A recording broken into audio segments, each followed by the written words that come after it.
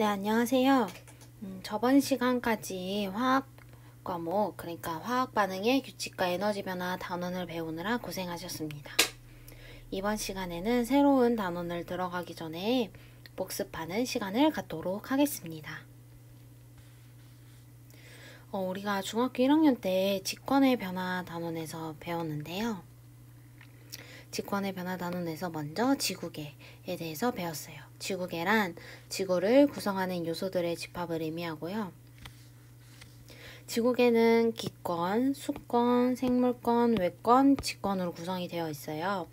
기권은 지구를 둘러싸고 있는 대기, 생물권은 지구에 살고 있는 모든 생물, 수권은 지구에 있는 물, 그리고 직권은 지표와 지구 내부, 그리고 외권은 기권의 바깥 영역인 우주 환경에 대해서 배웠습니다. 수권, 그 중에서 우리가 직권에 대해서 좀 더 자세하게 배웠어요. 직권을 이루는 층이 존재하는데요. 층상 구조가 존재를 합니다. 알아낸 방법은 지진파로 우리가 알아냈어요. 그래서 직권의 층상 구조는 지각, 멘틀, 외핵, 내핵인데요. 여기다가 그림을 갖고 왔으니까 한번 써볼게요. 그래서 제일 바깥쪽 지각,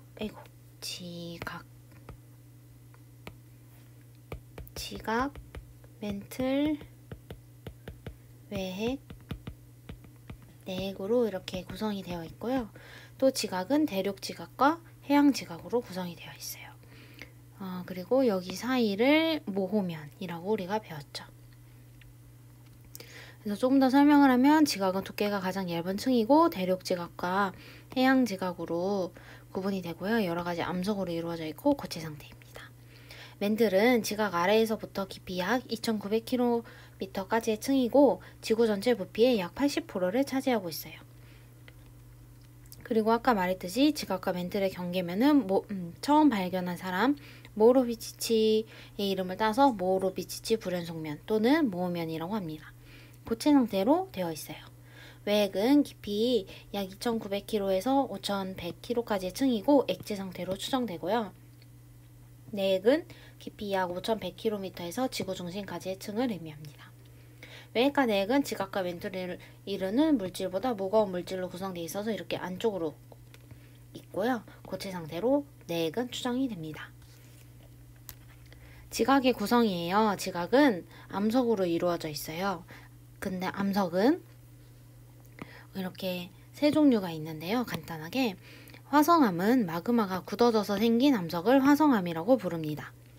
화성암은 또 화산암과 심성암으로 구분이 되는데요. 마그마가 빨리 굳어져서 입자 크기가 작은 암석을 화산암이라고 불러요. 그리고 또 색으로 또 구분이 되는데요. 화산암은 색이 어두우면 현무암, 밝으면 유문암입니다. 그리고 마그마가 천천히 굳어져서 입자 크기가 큰 화성암을 심성암이라고 부르고요. 이 심성암은 또 색으로 또 구분이 되는데 색이 어두운 심성암은 반려암, 색이 밝은 심성암은 화강암 이렇게 구분이 됩니다. 그 다음으로는 퇴적암인데요. 퇴적암의 특징은 층리, 이렇게 평행한 모양이 줄무늬 모양이 나타난다는 것과 그리고 화석이 퇴적암에서 존재를 한다는 거예요. 자갈이 퇴적되면은 여감이 나타나고요. 모래가 퇴적되면 사암이고, 그리고 석회물 진흙이 퇴적이 되면은 셰일이고, 석회물질이 퇴적되면 석회암입니다. 또 이 퇴적암이나 화성암이 이제 힘이나 압력을 받아서 이제 변하면 변성암이 돼요. 변성암의 특징은 염리가 나타난다는 건데 이 염리는 암석이 압력의 영향을 크게 받아서 광물 결정이 암석의 수직 방향으로 눌려 납작해지면서 줄무늬가 생기는 걸 염리라고 부릅니다. 사암은 규암으로 변하고요. 석회암은 대리암으로, 그리고 셰일은 편암과 편마암, 그리고 화가암은 편마암으로 변성됩니다.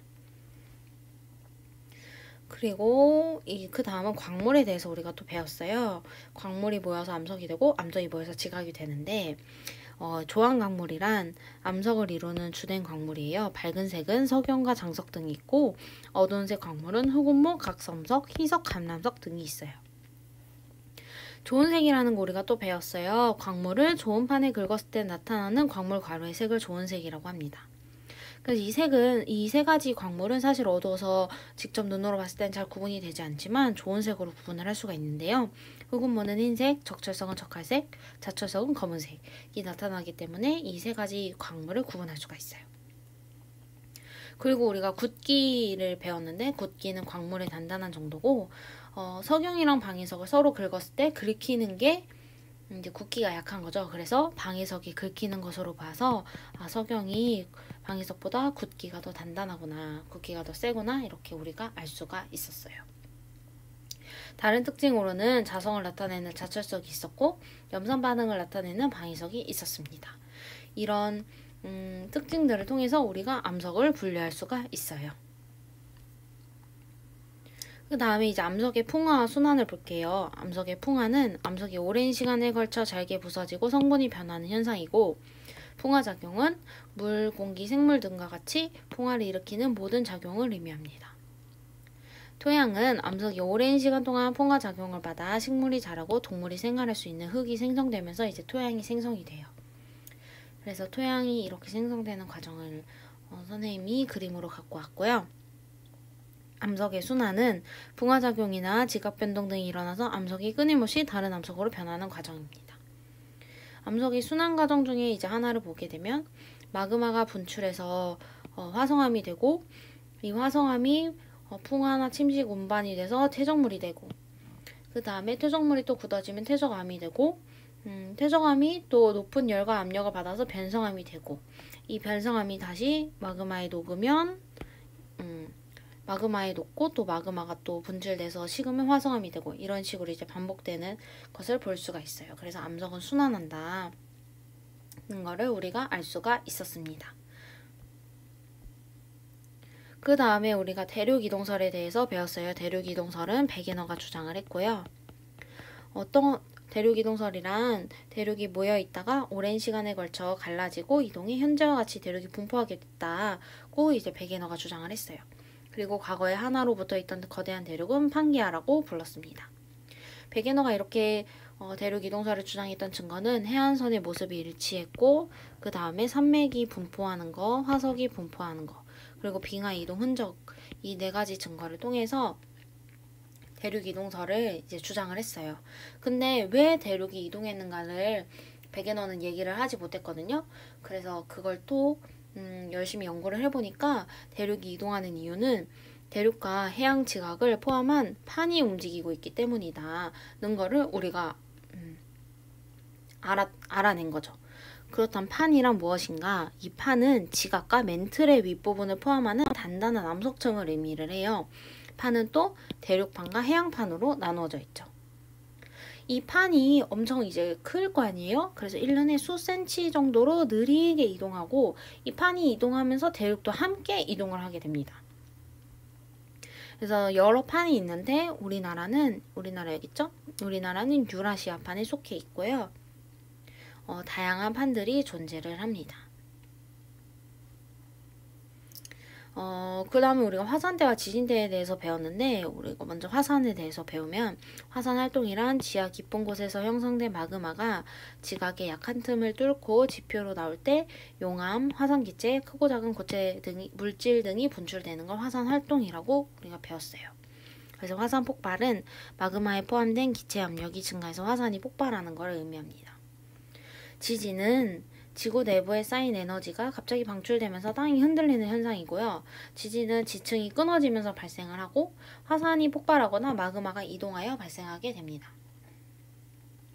우리가 지진의 세기를 표현하는 방법은 두 개가 있어요. 하나는 규모고 하나는 진도인데 규모는 지진이 발생할 때 방출된 에너지의 양, 그리고 진도는 어떤 지역에서 사람이 지진을 느끼는 정도나 건물의 피해 정도를 기준으로 나타낸 거예요. 그래서 같은 지진인데 규모는 달라질 수 없지만 진도는 달라질 수 있는 거죠. 왜냐하면 자기가 느끼는 정도가 각자 이제 다를 테니까. 그래서 진도는 지진 발생 지점으로부터의 거리, 지층의 강하고 약한 정도, 건물의 상태 등에 따라서 달라지게 됩니다. 지진이 발생한 지점을 진원이라고, 진원 바로 위 지표면의 지점을 진앙이라고 해요. 이제 이 직권이 이제 운동을 한다는 거예요. 그래서 화산 활동이 그 운동을 이제 화산대와 지진대로, 그러니까 화산과 지진 활동으로 우리가 알 수 있는데, 화산 활동이 자주 발생하는 지역을 화산대라 부르고 지진이 자주 발생하는 지역을 지진대라고 불러요. 대체로 이제 띠 모양으로 형성이 되어 있죠. 근데 보니까 화산대와 지진대는 판의 경계가 거의 일치한다는 거예요. 왜 그런지 봤더니 판의 경계에서는 판의 이동으로 지각의 움직임이 활발해 화산활동이나 지진이 자주 일어나기 때문에 이 화산대와 지진대는 판의 경계가 거의 일치하는 것을 우리가 봤었습니다. 이렇게 1학년 때 첫 단원으로 배웠고, 그 다음에 2학년 때는 우리가 태양계에 대해서 배웠어요. 먼저 지구와 달에 대해서 배웠는데, 지구 크기, 크기보다는 둘레가 맞는 말이겠네요. 우리가 지구 둘레를 측정하는 방법을 배웠어요. 그래서 비례식을 통해서 알아냈죠. 360도대 지구의 둘레, 여기 이제 미지수로 놓고 얘를 이 중심각과 그리고 여기 호의 길이, 그래서 그때는 발걸음으로 두 지역 사이의 거리를 측정해서 이렇게 비례식을 세워가지고 지구의 둘레를 알았습니다. 오늘날에는 이제 과학기술이 발달했기 때문에 더 정확하게 측정을 했죠. 이렇게 지구 둘레, 그러니까 여기 지구의 둘레를 측정을 했고, 그 다음에 달의 크기를 측정하는 게 있었는데요. 우리가 둥근 물체의 지름, 그러니까 눈으로 보는 이 지름 여기랑 이제 같이 놓고 닮은 비를 이용을 해서 요거 대 요거는 요거 대 요거다 해가지고 이거를, 그러니까 이거랑 이거를 아니까 요거를 구할 수가, 이 달의 지름을 구할 수가 있는 거죠. 이렇게 닮은 비를 이용해서 달의 크기를 측정을 했고, 비례식을 이용해서 지구 둘레를 측정을 했습니다. 그리고 우리가 지구 자전으로 나타나는 현상에 대해서 배웠는데요. 먼저 태양이 동쪽에서 떠서 서쪽으로 치는 것처럼 보이는 게 지구 자전으로 나타나는 현상이고, 그 다음에 천체의 일주 운동을 우리가 배웠어요. 천체 일주 운동은 천체가 하루에 한 바퀴씩 원을 그리면서 도는 운동, 그러니까 겉보기로 지구가 돌고 있기 때문에 천체가 움직이는 것처럼 이제 보이는 거죠. 그게 천체 일주 운동이라고 하고요.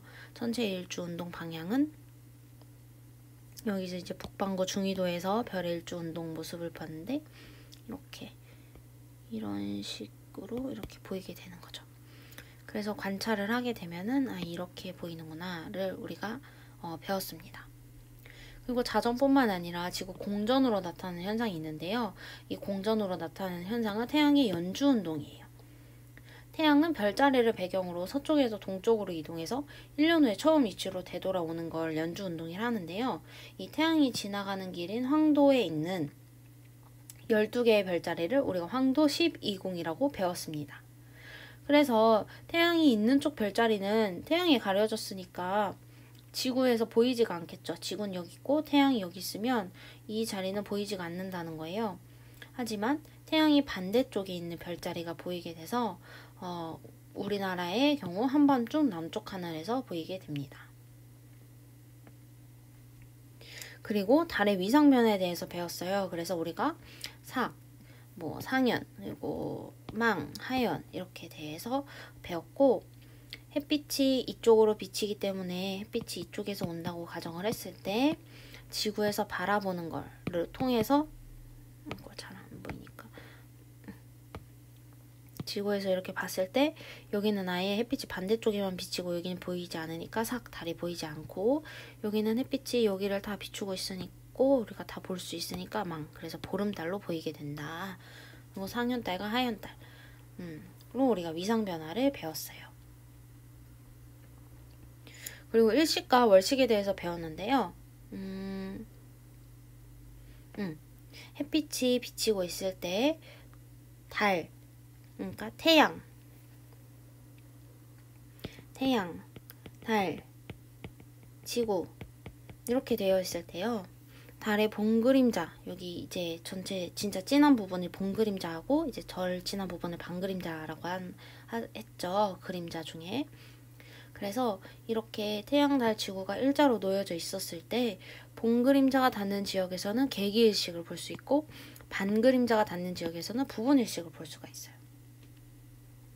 이게 이제 일식일 때 놓여져 있는 거고, 월식일 때는 달이 월식일 때는 달이 가려지는 거죠. 그래서 태양, 지구, 달 이렇게 될 때 월식이 나타나고요.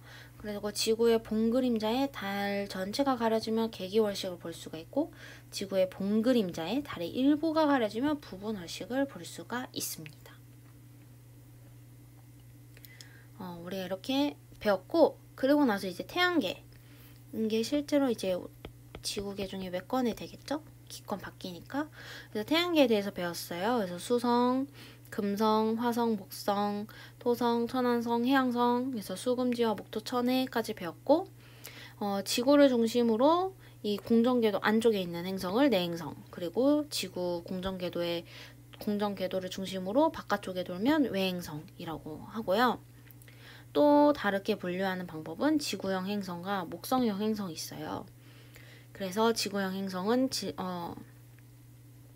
수, 금, 지, 화가 지구형 행성이고, 목, 토, 천, 해가 이제 목성형 행성입니다.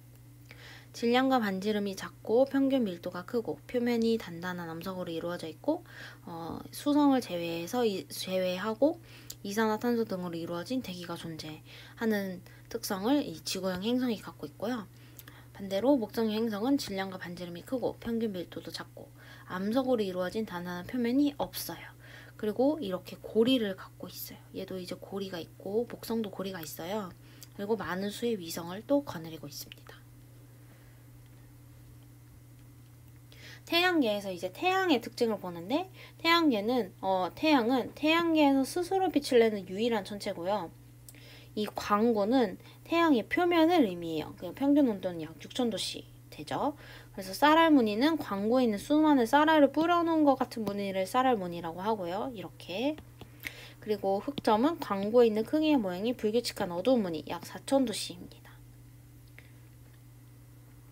그리고 태양의 대기는 채층이 있어요. 이렇게 광구, 그러니까 표면 바로 위 얇고 붉은색의 채층이 나타나고, 채층 위로 넓게 뻗어 있는 진주색, 약 100만 도씨 이상이에요. 엄청 이제 온도가 높죠. 이걸 이제 코로나, 지금 이제 유행하는 병원균이죠. 네, 그게 아니고 코로나. 그다음에 홍염은 여기 이게 이제 크게 보면은 얘가 이제 홍염인데요. 홍염은 광구에서 온도가 높은 물질이 대기로 솟아오르는 현상이고, 불꽃이나 고리 등 다양한 모양을 갖고 있고요. 플레어는 흑점 부근에서 이제 폭발이 일어나서 채층의 일부가 순간 매우 밝아진 현상이에요. 그리고 태양풍은 고온의 입자들이 우주 공간으로 이제 나가는 것을 의미를 합니다. 태양의 활동은 주기성을 갖고 있어요. 그래서 흑점수는 약 11년을 주기로 많아졌다 적어지고요.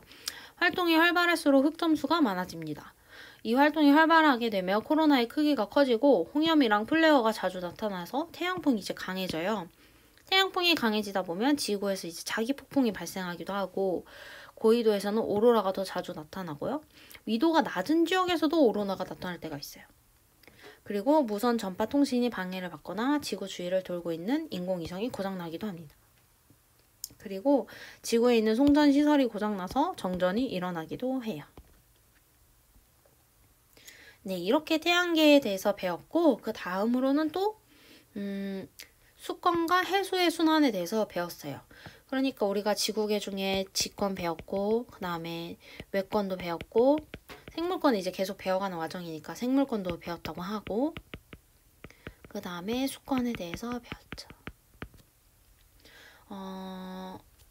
그래서 수권의 분포와 활용에 대해서 보면, 지구에 분포하는 물은 수권이라고 하고요. 바다에 있는 물은 해수고, 육지에 있는 빙하, 지하수, 하천수, 호수 등이 있어요. 해수는 짠맛이 나고 짠맛이 않는 물은 담수예요. 빙하는 고체 상태로 고산지대나 극지역에 분포하고 담수의 가장 많은 양을 차지하고 있습니다. 수권의 분포는 해수가 제일 많고요. 이제 바닷물이 제일 많고 그 다음에 빙하, 지하수, 하천수와 호수 등이 순으로 이제 분포가 되어 있어요. 그리고 이렇게 바로 활용할 수 있는 물. 그러니까 물을 어떻게 자원으로 활용할 거냐 했을 때 바로 활용할 수 있는 물은 하천수, 호수, 지하수 등이 있어요. 해수를 활용하려면은 담수화, 그러니까 짠맛을 내지 않는 과정이 또 필요하기도 합니다. 아니면 수자원, 그러니까 전력을 낼 수 있는 자원으로도 이용할 수가 있어요. 우리가 처음에는 직권의 충성구조 기억나나요? 직권의 충성구조를 배웠었는데 이제는 해수의 충성구조를 배웠어요. 그래서 이 바닷속의 온도를 재봤더니 이런 식의 그래프가 나타난다는 거예요. 그래서 여기서부터 여기까지는 혼합층, 그리고 이렇게 된 부분은 수온약층, 그리고 그 밑에 이제 온도가 더 낮으면서도 일정한 부분을 심해층으로 나누게 됐어요. 혼합층은 수온이 높은 편이고요. 수온이 또 일정하고 그 다음에 태양 에너지와 바람의 영향을 이 혼합층이 받아요. 그리고 수온 약층은 이제 깊어질수록 수온이 급격히 이제 떨어지죠. 그리고 매우 안정한 형태를 띠고요. 심해층은 수온이 낮고 일정한 층을 의미를 합니다. 해수에 녹아있는 물질을 우리가 염류라고 부르는데요. 염류는 염화나트륨, 짠맛을 내는 염화나트륨, 쓴맛을 내는 염화마그네슘, 그리고 황산마그네슘, 황산칼슘 등등이 염류에 있어요. 그 다음에 염분이라는 걸 우리가 배웠는데 염분은 해수 1000g에 녹아있는 염류의 총 그램 수를 의미를 하고 증발량이 강수량보다 높을 때는 염분이 높고요. 증발량이 강수량보다 이제 적을 때는 염분이 이제 낮아요. 근데 염분의 비는 늘 일정하다는 거예요. 염분이 높고 낮을 수는 있지만 염분의 비는 항상 일정하다. 그래서 해수에 녹아있는 염류의 양은 해역마다 달라요. 염류의 양은 해역마다 다르지만 각 염류가 차지하는 비율은 어느 해역에서는 항상 일정하다는 거죠. 그래서 염화나트륨과 염화마그네슘의 비율이 늘 일정하다, 거의 일정하다는 거를 의미를 하는 거죠. 그래서 어느 해역에서나 염화나트륨의 비율이 가장 높아서 해수가 짠맛이 이제 나는 거예요. 그리고 여기에서 이제 해류에 대해서도 우리가 또 배웠는데 해류는 바다에서 일정한 방향으로 나타나는 지속적인 해수의 흐름이에요. 여기 따뜻한 곳에서 올라오는 걸 이제 난류, 저위도에서 고위도로 흐르는 비교적 따뜻한 해류고, 그다음에 한류는 이렇게 고위도에서 저위도로 이제 비교적 차갑죠? 차가운 해류를 이제 한류라고 합니다. 우리나라 주변 해류를 이렇게 봤을 때 쿠로시오 해류, 이게 이제 여기에서 이제 갈라져가지고 여기 쿠로시오 해류가 있고, 그다음에 이 쿠로시오 해류에서 갈라져서 동안 난류가 있고 황해 난류가 있어요. 그리고 여기 이렇게 보면은 한류와 난류가 만나는 부분을 조경수역이라고 우리가 부르죠. 그래서 여기 조경수역에는 이 물고기들, 자원이라고 해야 되나요? 이 물고기들이 다양한 물고기들을 잡히기 때문에 어부들에게는 굉장히 좋은 그 지역이 되는 거죠. 그렇습니다. 그리고 조석 현상에 대해서 배웠는데 우리가 조석 간만의 차 이렇게 얘기했잖아요. 해수면의 높이가 주기적으로 높아졌다 낮아지는 현상을 조석 현상이라고 하고, 만조는 밀물로 해수면의 높이가 가장 높아졌을 때, 간조는 썰물로 해수면의 높이가 가장 낮아졌을 때를 의미해요. 그래서 우리나라 해안에서 만조와 간조는 하루에 약 2번씩 일어나고, 연속되는 만조와 간조 때 해수면의 높이 차를 조차라고 하고, 조차는 매일 조금씩 달라집니다. 그래서 옛날에 여러분은 기억을 하는 사람도 있고 못하는 사람도 있을 텐데 이게 이제 주기적으로 높아졌다 낮아지잖아요. 근데 이제 엄청 높아졌을 때가 있는 거죠. 그래서 뭐 예를 들면 그러니까 바닷가 가까운 데서 사는 사람들은 좀 조심을 해라 이렇게 경보를 내렸을 때도 있었어요. 네, 여기까지 이제 2학년 좀 크게 2학년까지 우리가 배웠고요. 이제 다음 시간부터 배울 거는요. 우리가 기권과 날씨예요. 1학년 때 직권 배웠고 그 다음에 외권, 태양계에 대해서 배웠고 그 다음에 수권에 대해서도 배웠고 생물권에 대해서도 이제 계속 배우고 있죠. 우리 몸이라던가 뭐 등등을 배웠으니까 생물권은 이제 약간 괄호를 치면 이제 기권이 나타날 때가 된 거죠. 그래서 세 단원으로 구성이 되어 있는데요. 기권과 지구기온, 지구기온은 어떻게 변하고 있을까? 그래서 여러분들이 이제 여기에서 아시다시피 지구온난화에 대해서도 한번 배워보고 그 다음에 기권에도 층상구조가 존재해요. 그래서 지권도 층상구조 존재하고 수권도 층상구조가 존재하고 기권도 층상구조가 존재하는구나. 이런 거 이제 알고 가고 그 다음에 구름에서 비는 어떻게 만들어지는 걸까에 대해서 이제 배우고요. 그 다음에 기압과 날씨. 뭐 저기압이 다가옵니다. 고기압이 다가옵니다. 그리고 뭐 고기압으로 뭐 날씨가 화창하겠습니다. 이런 걸 이제 우리가 기상캐스터들이 이제 말을 해서 듣게 되는데 그럴 때 이제 우리가 더 잘 알아들을 수가 있는 거죠. 그래서 날씨가 변하는 까닭은 무엇일지 배우도록 하겠습니다. 네, 지구과학이 너무 이제 범위가 많아가지고 조금 너무 외울 게 많은 거 아니에요 라고 할 수도 있지만 오히려 생활과 가깝기 때문에 여러분들이 더 친근하게 다가갈 수 있는 그런 과목이니까 너무 걱정하지 말고 그냥 나도 이런 걸 이제 알아듣는구나 그다음에 이런 게 있구나 라는 마음으로 공부를 하셨으면 좋겠습니다. 네, 그렇다면 우리 다음 시간에 만날게요. 고생하셨어요.